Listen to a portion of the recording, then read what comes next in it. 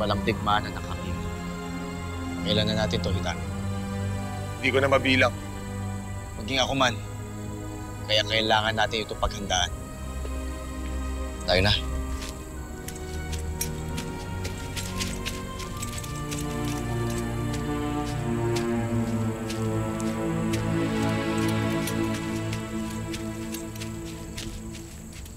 Isang kalokohan na makisama pa tayo sa digmaan. Bumalik na lamang tayo sa Punchapoy. Hindi ko maaaring iwanan si Ariana at si Perena. Isama natin si Ariana. At huwag mo nang alalahanin si Perena. Dahil siya'y may kapangyarihan. Kaya niyang ipagtanggol ang sarili niya. Hindi tulad natin. Kahit na, hindi ko pa rin maaaring iwanan si Perena. Azulan, ano nangyari sa'yo? Tila't nagbabago ka na. Ano tila sunod-sunuran ka na ngayon sa mga babae dito? Sa halip na sila pinasusunod natin sa atin?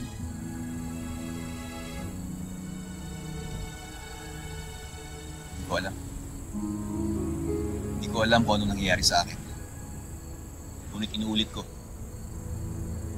Hindi ko maaaring iwanan si Perena.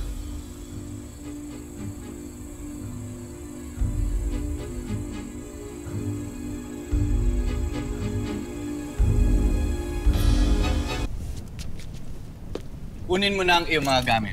Aalis tayo ngayon din. Babalik na tayo sa Punchapoy. Sa anong kadahilanan? Alam ba ito ng aking kapatid? Hindi ko na kailangan ng pagsang-ayon ni Azulan. Lalo't nakatakda ka na sa akin. Kaya may karapatan ako sa'yo. Sundin mo na lang kung ano ninanais ko.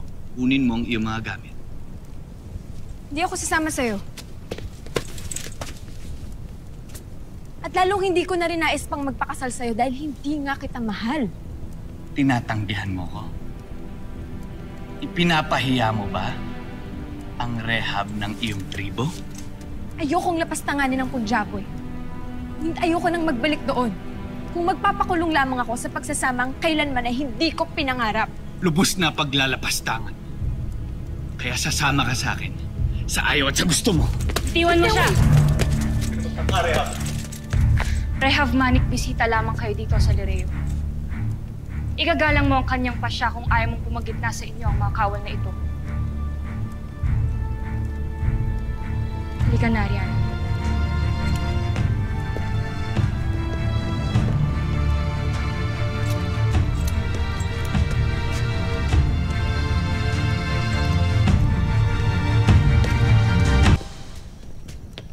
Muyak, pakiusap. Mumanggitin sa kapatid ko ang mga naganap kanina sa atin nila Manik. Hindi ko nais na lumaki pa ang gulong ito. Paano kung maunang magsabi si Manik sa iyong kapatid? Ako nang bahalang magpaliwanag. Kailangan natin maganda. Opo, Kuya Azulan.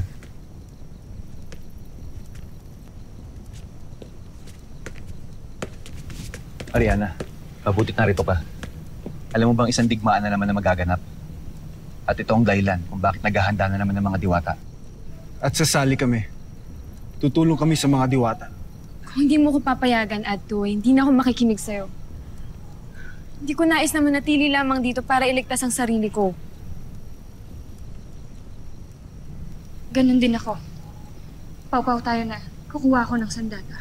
Hintayin niyo ako. Hindi mo na kailangan sumama sa kanila. Adto, inuulit ko ang sinabi ko.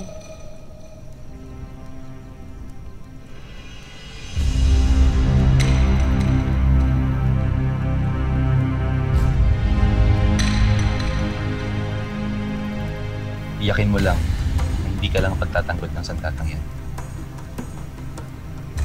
Siguraduhin mo makakapaslang ka rin ng kalaban gamit ito.